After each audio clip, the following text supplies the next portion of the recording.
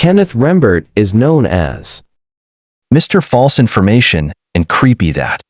Loves fingernails and earwax.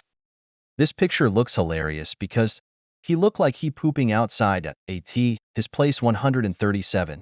His channel is poor like him. He loves to spread false information about transit and loves to harass Chelsea Lopez. Kenneth is ugly and brat.